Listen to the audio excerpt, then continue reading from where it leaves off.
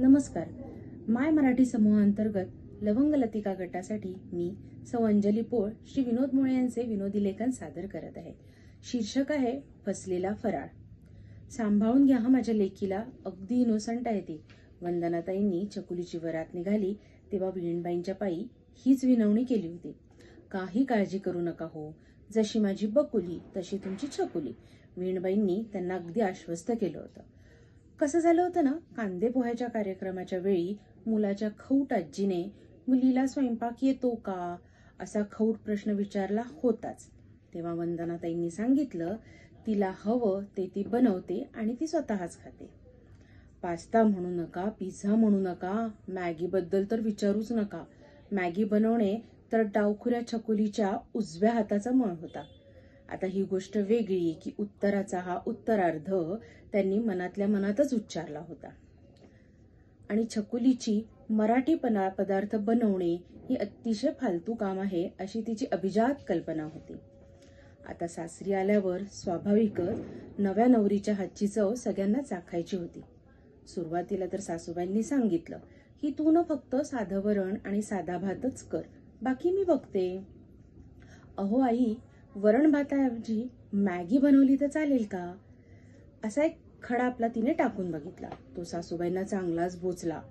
त्या लाथ मारीन तिथे पाणी काढीन या स्वभावाच्या त्यांनी असा काही शाब्दिक लत्ता प्रहार केला की छकुलीच्या डोळ्यात टचकन पाणी आले.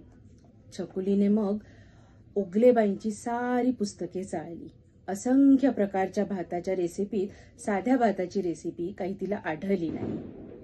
शेवटी जावई बापूंनी गुपचूप मदत करून वेळ निभावून नेली. पण असं किती दिवस चालणार ना. तरी बिचारी आपल्या कुवतीनुसार दमादमानं स्वयंपाक शिकू लागली. दम बिर्याणी करताना तर छकुलीला चांगलाच दम लागला. सासूबाईंनी दम भरला तो वेगळाच.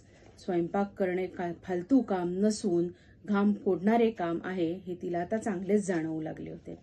अशातच दिवाळी आली.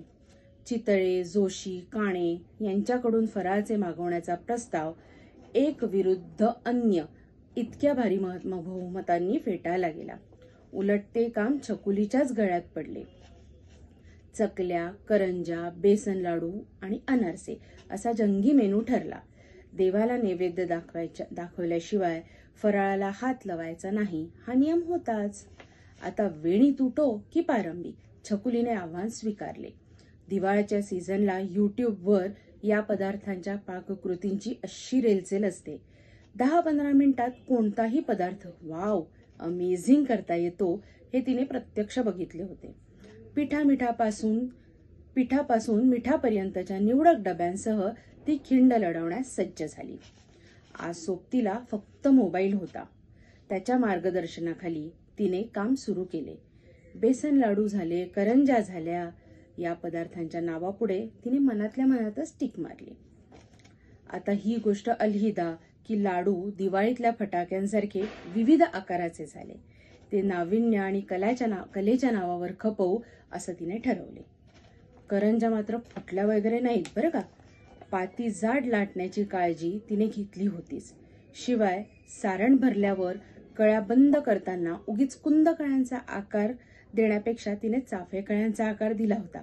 साहजिकच प्रत्येक करंजी दाताच्या कवळीसारखी दिसत होती. पण शेवटी काय, मोडूनच खायची होती ना. चकलीच्या बाबतीत मात्र ती चकलीच. पोळपाटावर नागासारख्या वेटोळे घालून बसलेल्या चकल्या तळताना नागाच्या पिल्ल्याप्रमाणे वळवळ करत विखुरल्या. छकुलीने विचार केला, हरकत नाही, चकली स्टिक्स म्हणून चालून जातील. पुरेशा चकल्या स्टिक्स झाल्या. चकलीच्या पिठाचा गोळा काही संपेना. मग तिने आयडिया केली. त्या पिठाचे चक्क तिने थालपीठं थापलीत. अख्ख्या कुटुंबाने त्या रात्री फक्त थालपीठं खाऊन ढेकर दिले. अनारसे तळताना तर छकुली अक्षरशः युद्धात उतरली होती.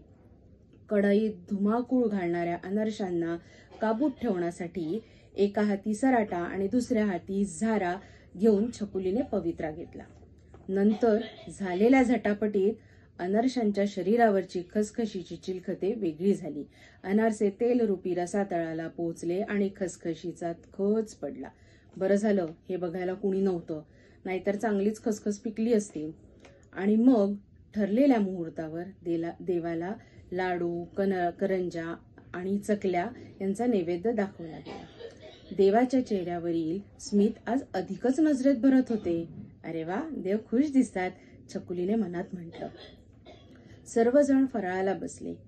छकुलीच्या खुळ्या वाटणाऱ्या पुतण्याने करंजा खुळखुळ्यासारख्या वाजवून आतील सारणाचे प्रमाण आणि पोताचा सार्वजनिक पंचनामा केला. बेसनाचे लाडू तर चक्क खारट झाले होते. बहुधा पिठी साखर आणि मीठ यांची म्युच्युअल ट्रान्सफर झाली होती.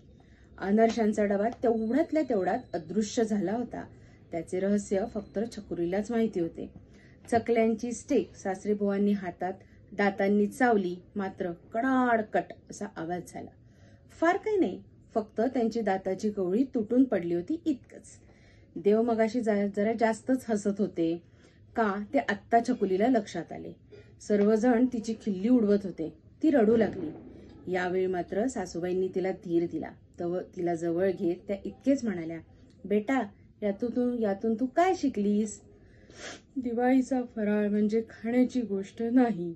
छकुलीचे हे उत्तर तिच्या हुंदक्यात आणि इतरांच्या हास्यात कुणालाच ऐकू गेले नव्हते. धन्यवाद.